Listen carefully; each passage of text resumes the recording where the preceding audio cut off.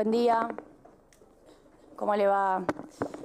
Agradezco que vuelva porque realmente, lamentablemente, la última vez no habíamos podido hacerle las preguntas y habíamos escuchado su exposición. Bueno, son varias, tienen que ver... Yo acá voy a hacer una distinción, primero también le consulto. Nosotros, por un lado, tenemos un bloque de preguntas que tienen que ver con el programa financiero, ¿no?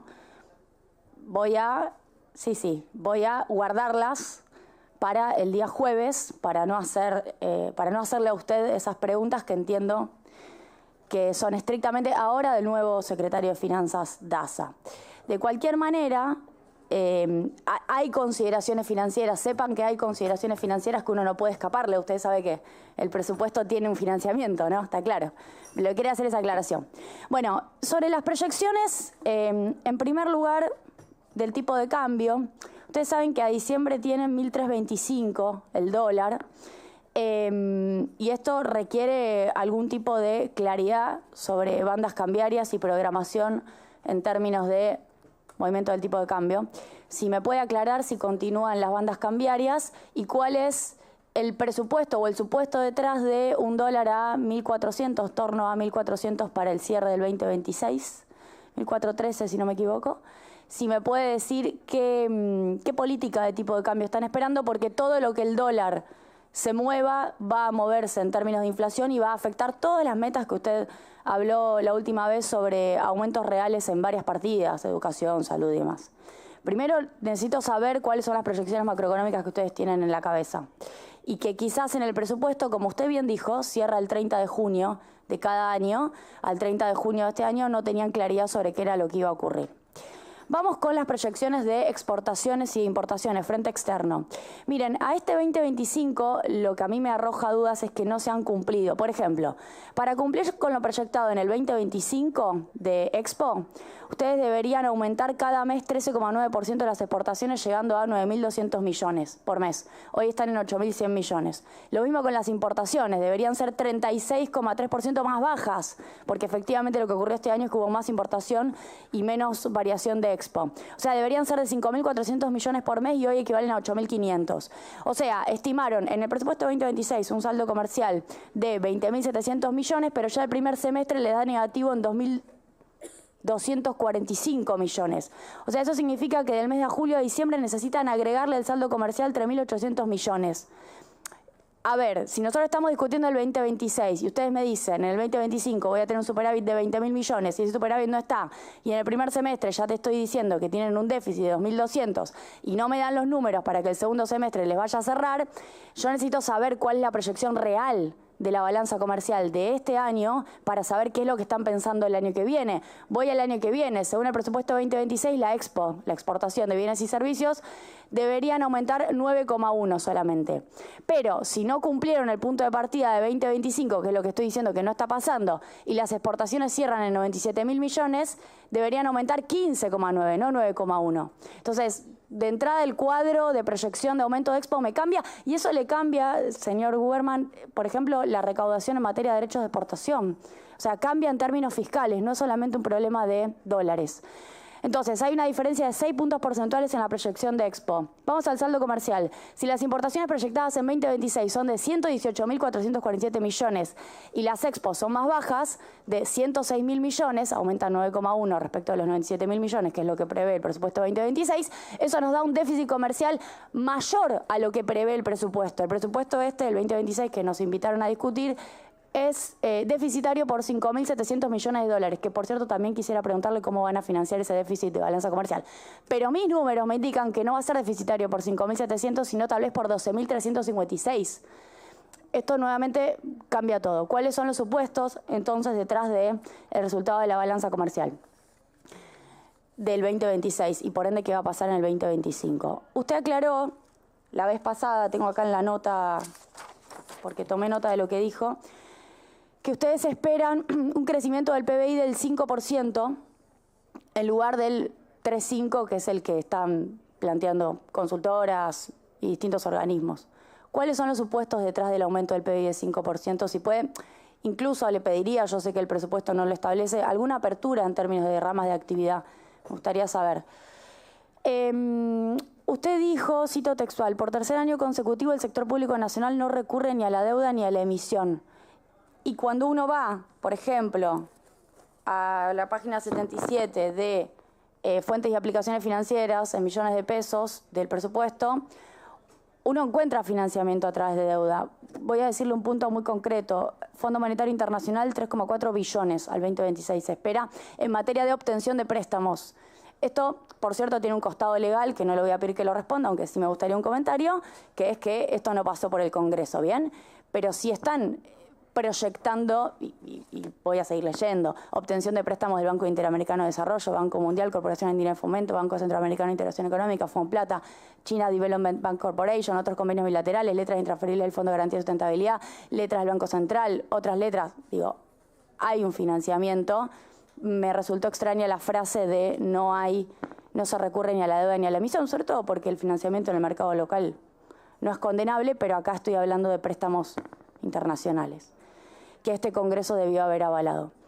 Usted dijo que va a haber un superávit de 0,3, que hay un superávit, perdón, hay un superávit de 0,3, pero supongo que leyó el último reporte del Fondo Monetario Internacional que aclara que con las letras capitalizables hay un déficit de 1,2%. Me gustaría un comentario. Digo, ¿usted avala el dato del FMI o disiente o piensa que el Fondo Monetario quizás se excede en sus facultades y coloca un déficit con el cual ustedes no acuerdan? También habló la vez pasada de la reducción de la estructura política del gobierno. Lo dijo aquí, ¿quién fue que lo vino a decir acá estos días? Lo dijo otro funcionario del gobierno, la estructura política que se redujo. Bueno, ¿cuánto es el ahorro fiscal por la reducción de la estructura política del gobierno en billones de pesos, si me lo puede decir? Y si me lo puede decir también en términos de porcentaje del PBI, considerando que el ajuste a la casta era la forma de financiación del déficit.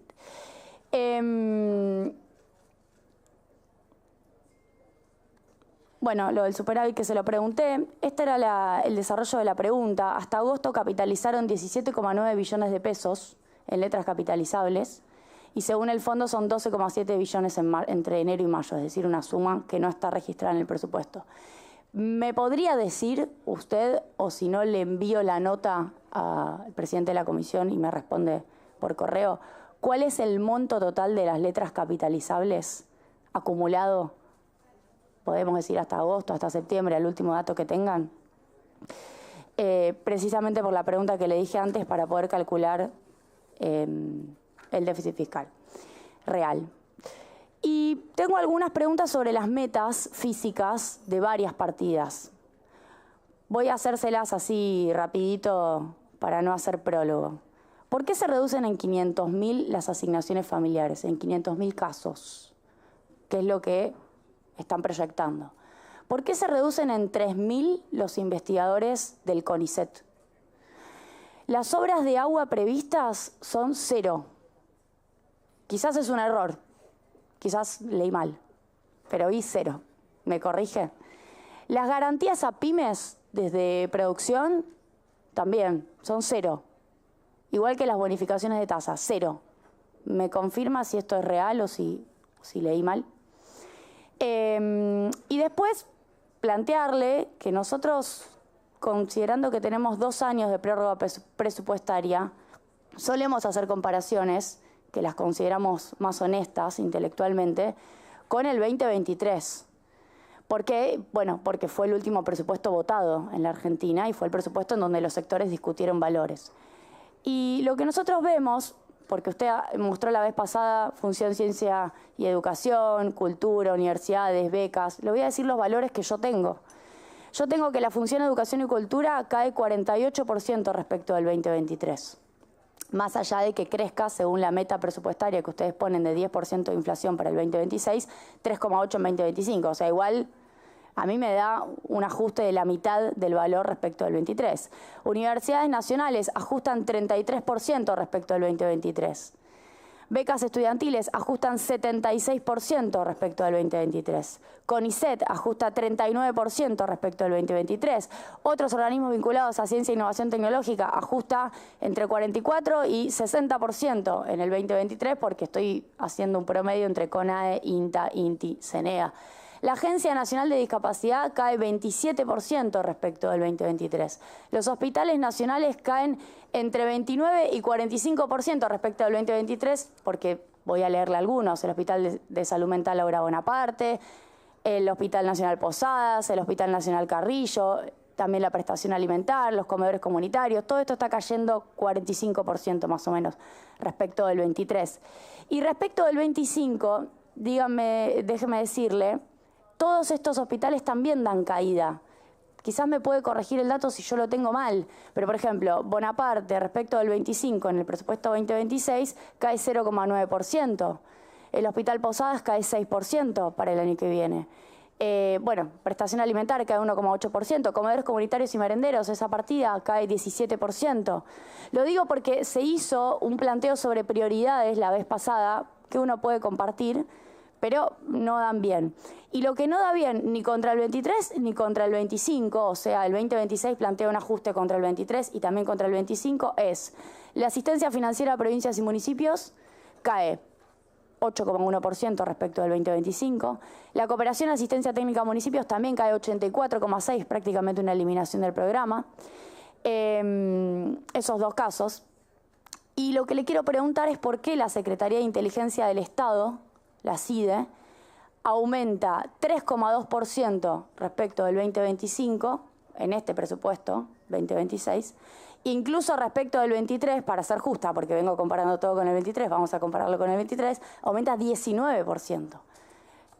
En el esquema de prioridades, ¿cómo justifica usted el aumento de la CIDE y, por ejemplo, la caída en los hospitales que acabo de referirme? El impuesto que más aumenta es combustibles líquidos, 70% nominal. Corríjame si es así. ¿Cuál es el supuesto detrás de ese aumento 70% del impuesto que más aumenta? Y usted también dijo la vez pasada que no aumentaron el impuesto, pero la verdad es que el impuesto a los combustibles líquidos lo descongelaron y lo empezaron a aumentar y además no lo quieren repartir con las provincias.